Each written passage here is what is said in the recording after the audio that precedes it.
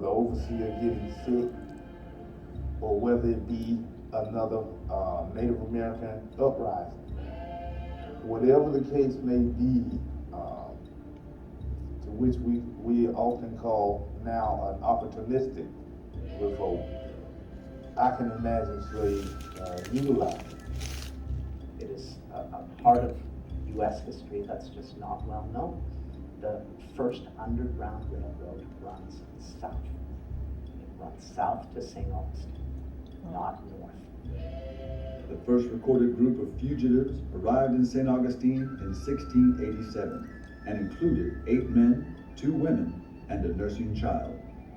The policy of giving religious sanctuary to escaped slaves was Spanish Florida's creative solution to a number of local problems. Welcoming the refugees served to strike an economic blow at the English colonies, while at the same time aiding skilled workers and Catholic converts to the Spanish colonies. Formal legal sanctions for this policy came in 1693, when King Charles II of Spain issued a royal proclamation on the status of runaways to Florida, giving liberty to all, the men as well as the women, so that by their example and by liberty, they will do the same. If you were enslaved on an English plantation, if you could make it to Spanish territory, you would be given your freedom, with the provision that you joined the militia, became Catholic, and provided some service. By 1738, more than 100 African fugitives had reached St. Augustine. In that year, the Spanish government established the fort and community of Gracia Real de Santa Teresa de Moze, about 2 miles north of the town. I think something truly remarkable happens in that a sense of community begins to grow. There were 38 households of men, women, and children at the Moze community. Fort Moze and the town of Moze were not just an isolated place on the frontier. They immersed themselves into Spanish culture.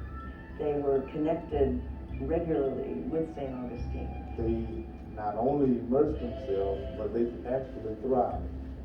All of the inhabitants of Moze were Catholic and received instruction in that faith.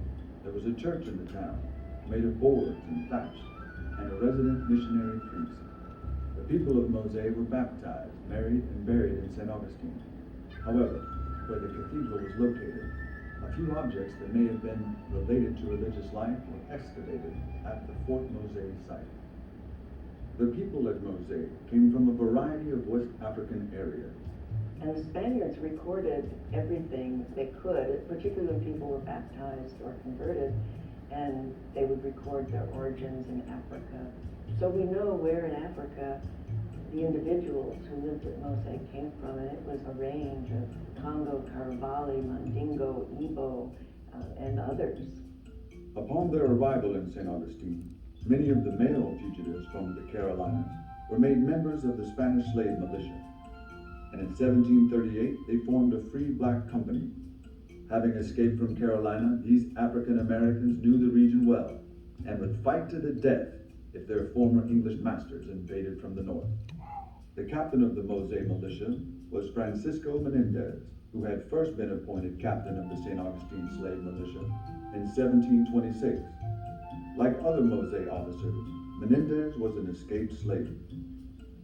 Fort Moze quickly came to represent freedom to countless African Americans in South Carolina. In September 1739, black workers at Stono, near Charleston, launched the largest slave uprising in the history of North American colonies. Scores of armed slaves joined forces and began marching toward Florida and possible freedom before a white militia crushed the revolt. After the Stono Rebellion of 1739, authorities in Charleston blamed the Spanish for helping to incite the uprising. Moze was one of a number of frontier outposts constructed during the 18th century. The soldiers at Fort Moze had more than symbolic value for Florida. With only several thousand Europeans and several hundred Africans, the small Spanish colony needed strong defenses, and the black militia at Fort Moze represented an important force to defend St. Augustine. The original fort at Moze was small, 20-meter square enclosure containing a watchtower, a well, and a guardhouse. Its walls were earth, stakes, and cactus, and it was surrounded by a shallow moat. Moze was intended to be a farming as well as a defensive community. The Spaniards in St. Augustine hoped that the Moze farmers could produce enough food not only for themselves, but also as extra food for the colony. They probably farmed corn and maybe rice, but it is clear from the documents that they were unable to meet even their own needs. The Moze residents supplemented their crops in numbers of ways. Residents received government supplies at irregular intervals, including corn, beef, pork, rice, and biscuit. They also earned extra government food rations by working on government construction projects. Perhaps most importantly, people at Moze hunted and fished in the nearby woods and streams, and probably gathered wild plants and fruits. Isabel de los Rios was a free African woman who lived in St. Augustine and sold fresh-baked Spanish rolls, sugar syrup, and other provisions from her home. We know of Isabel and of Captain Crispin de la Tapia, a free African man who ran a grocery store, through court records.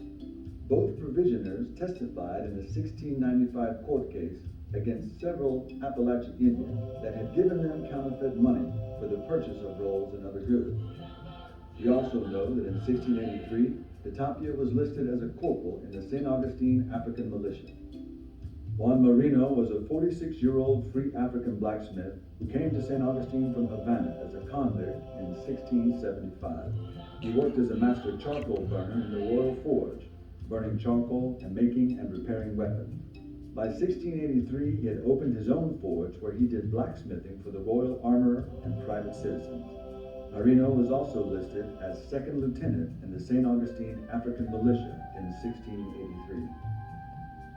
War between Spain and England raised the possibility that the Spanish in Florida might mount an attack on Georgia or encourage another rebellion among the black majority in Carolina. The English thus sought to strike first. In 1740, 2 years after the start of the Moze community and 1 year after the Stono uprising in Carolina, English forces attacked St. Augustine, led by General James Oglethorpe of Georgia. Oglethorpe led a large but clumsy attack against St. Augustine, using colonial soldiers from Georgia and Carolina, as well as Indian allies. During the attack, Fort Moze was captured. All of the Moze inhabitants reached the safety of the Castillo de San Marcos in St. Augustine, where they took refuge along with the rest of St. Augustine's population. Oglethorpe's men occupied Fort Moze during the siege of St. Augustine, but were defeated there in a pitched battle with the black, white, and Indian Spanish forces. Fort Moze was badly damaged in the battle, and the community was abandoned for 12 years. In 1752, the town and fort at Moze were rebuilt in a slightly different location. The former residents, who were by then well settled into town life, moved back to the frontier under pressure from the Spanish authorities, who still needed Moze as the colony's first line of defense against the English. The second fort at Moze was a walled enclosure with a moat containing a number of buildings. It was much larger than the first fort, about 65 meters to a side, and was open on one side along the creek. The walls of Moze were made of packed earth, faced with clay and sod, and were planted with cactus. The moat was 6 feet wide, 2 feet deep, and was probably also planted with cactus. The fort was surrounded by fields, farmed by the people of Moze. They lived in palm thatch houses, which initially at least were built inside the protected walls of the fort.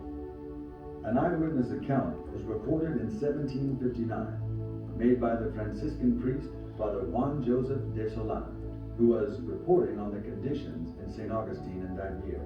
He wrote, "The fort at Moze is situated on the banks of a river, which runs to the north, and at a distance of 3/4 of a league from the Presidio. The part that faces the river has no protection or defense whatsoever, and is formed by 2 small bastions, which look landward, on which are mounted 2 4-pound cannons, and 6 swivel guns divided among them.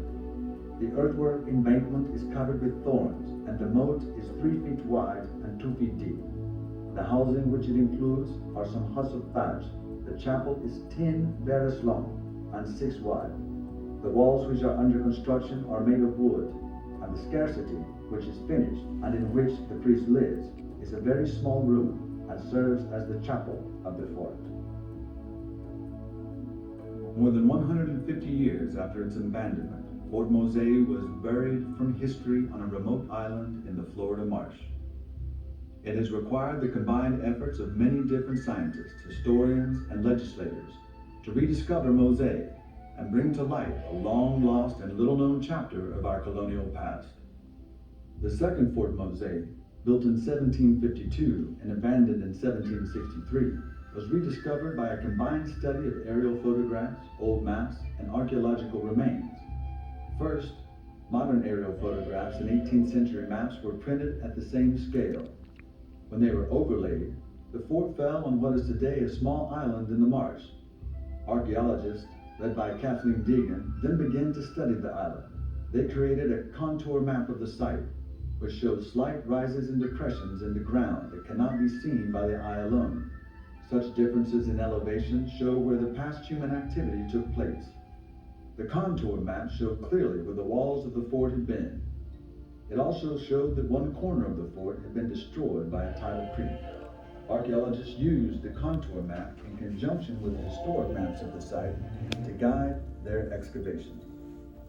Fort Moze stands as a monument to the courageous African Americans who risked and often lost their lives in the long struggle to achieve freedom. Their legacy is one of tremendous daring and effort, and one which made important contributions to our colonial past. It is critical to our understanding of history that we recognize that the African experience in colonial history was much more than slavery and oppression. The Fort Moze story helps to create a broader vision of our American heritage and communicate that story of this early fortress of freedom.